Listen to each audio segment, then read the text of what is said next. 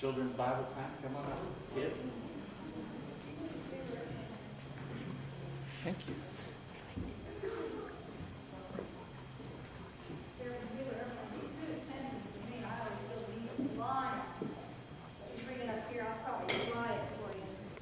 Okay, let's have a seat. Let's sit right here. It's good. I have something to share with you today. You might have a harder time seeing if you're further away, although I will pass it around after I tell you what's in it. Oh, we have a new one. I want you to tell you the Sleep Sound in Jesus I played that for Eric and Rick when they were babies. So that was very special to hear that again. I knew I recognized it when you started singing. That's a beautiful tape. I have something in the jar here I want to share with you. I found him in my house this morning. As a matter of fact, I found him and all his family in my house this morning. But I only brought, I think there's 3 in here. Let me see. We shake them down really good. They like the top of the lid. Where are they? Oh, here he is. There's one here. Tell me what it is. Right here. Look in there and tell me what it is. Now turn it around so you don't look at the Skippy label. There you go. What is it? You see it? What is it? What kind?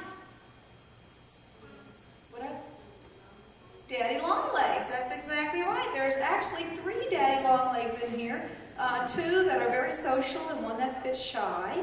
We were talking about shy people this morning. I have 1 shy spider that likes the top. I'm going to pass it around. Can you listen and pass at the same time?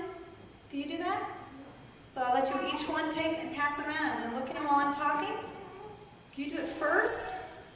That's a fair question. Actually, it's kind of hard, though, because then these people wouldn't see it. So how about we start over here and come around? You'll be about 4th. Is that okay? Okay? Just look at them and take a quick look and pass. Everybody has seen Daddy Longlegs before. They're a really unique type of spiders, different from other spiders, and I want to tell you how they're different. Who knows where Daddy Longlegs' eyes are? Where are they on his body? Where are they, Kyle?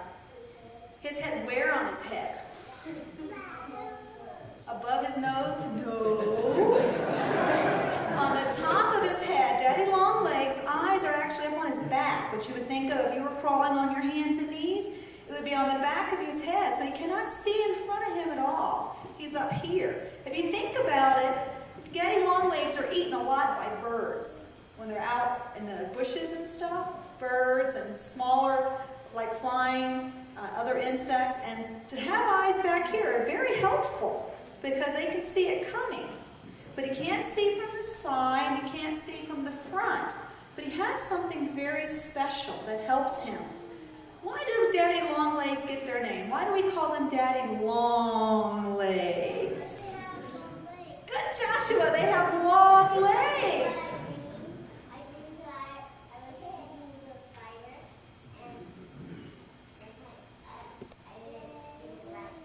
You didn't drink the rest of it. I tell you, Daddy Longlegs will not hurt you. They're very harmless. They're very nice spiders. You know what they do? They eat other spiders. They're really cool. We let them live in the house. They're the only ones that can live in the house.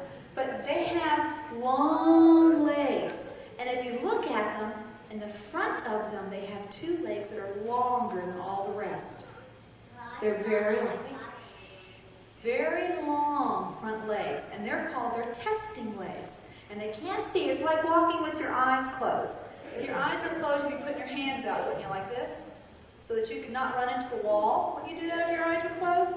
Well, he has these long testing legs. He touches the ground with them. And he touches. And if it feels nice and strong or tasty, he'll go that way. But if it doesn't feel safe, he won't go that way. He'll turn and he'll go away from it. And he tests with his little legs. He just touches. And if you put him on your arm and you watched him, you can see him. His 2 front legs are just touching as he walks. So he can find a safe way to go. And that's how, because he can't see with his eyes because they're on the back of his head. So he has to test everything to make sure it's safe. Just like as if you were blind. And I found a verse in the Bible that talked about Daddy Longlegs. I didn't even know that Daddy Longlegs is in the Bible. But listen to this verse. It is in 1 Thessalonians chapter 5, verse 21 and 22. And it says, test everything. Hold on to the good and avoid that which is evil. Just like the Daddy Longlegs tests everything, the Bible Bible tells us to test everything, just like as if you were a daddy long leg. Yeah, like antlers, like bugs have them to test. What do you test with? You don't have extra long legs. What do you test with? What is your main thing that tells your hands what are good and bad? Your, right here. Your brain. What's inside your brain makes you think. Daddy long legs has a very little brain. You have a big one. You can test lots of things and think about them before you do them. Let me give you a choice here. Let me tell you, I'm going to let you test something. Tell me, if your mom had always told you, do not go in the road, and your friends were crossing the street, what would you do? What would you do, Carla? Stay on the sidewalk.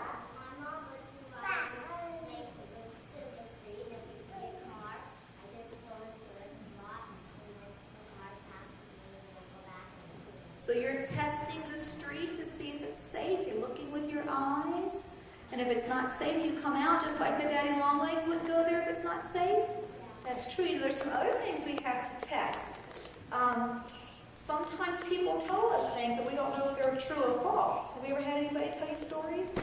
I'm going to tell you a story now. Let's see if you can tell me if it's true or false. I want you to test it. This morning when I was looking for the daddy long legs, you know how I caught them? I mean, this is true. I opened the top up and I said, hey guys, we're going to church this morning. And they all just jumped right in. They were so excited. You think that's true? You think that's false? You don't believe that's the truth? See, I don't touch them with my hand. They live in the house, but they can't touch my body. That's the rule. Yeah, you know how I really caught them though? I scooped them with the lid and put them in here.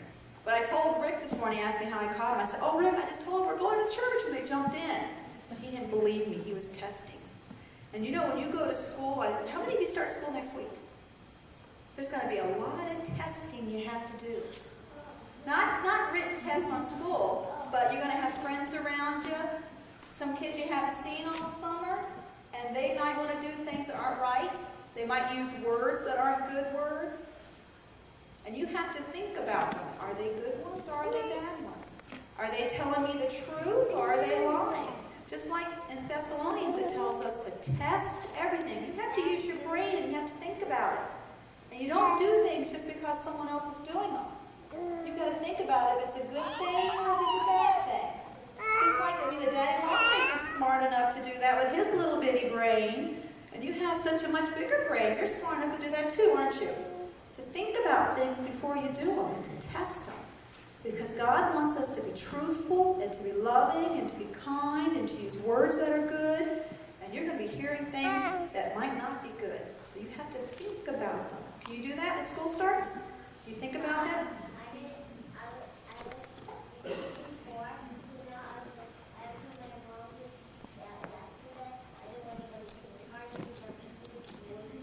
Oh, but kindergarten is wonderful. You learn so many. No, it's not true. You're not quite all the time in kindergarten. I have kindergarten classes near my class, and they can be very noisy. We have a lot of fun. Why don't we stop and pray and ask God to help us with our testing?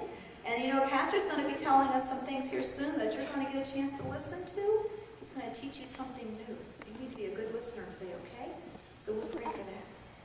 Dear Jesus, thank you for today, and thank you that you give us such good brains that we can test things with and we can think about them, and just help each boy and girl as they begin a new school year coming up soon, that they will think about the things they hear and what their friends want them to do, and make sure they're good things, that they will be doing what is right. Help us as we all listen this morning that we'll have good listening ears. In Jesus' name we pray. Amen.